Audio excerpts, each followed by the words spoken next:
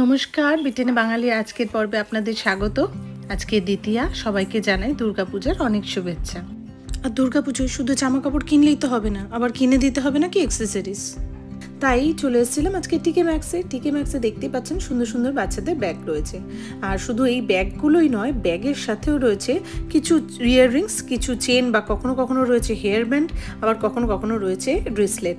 আর সেগুলো তো মেয়ের ভীষণই ভালো লেগেছে। আর এই প্রত্যেকটা ব্যাগের দাম কত জানেন? এক একটা ব্যাগ 10 পাউন্ড, মানে ওই 1100 টাকার কাছাকাছি। ব্যাগগুলো দেখতেও যেমন সুন্দর, তাই দামটাও তেমনই বেশি। ব্যাগ কেনা হলো কি না, বায়না শুরু হয়ে গেল যে না, দিম্মা বাড়ি থেকে এসছে তো কি হয়েছে, জামা কাপড় তো পাপাকেও দিতে হবে। ব্যাস চলে গেলাম জামা কাপড় কিনতে।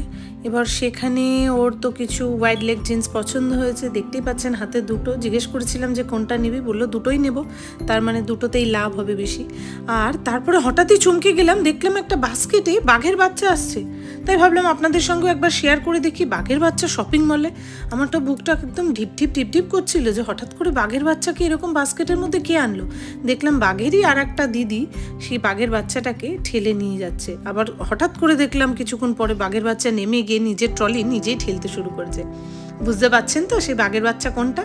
সেই বাঘের বাচ্চা হলো আমার ছোট কন্যাটি। তাকে সবসময় ভিডিওতে হয়তো আপনারা দেখতে পারেন না, কিন্তু ভাবলাম এটা একবার দেখাই, তাতে আপনারাও হয়তো আনন্দই পাবেন, তাই দেখালাম।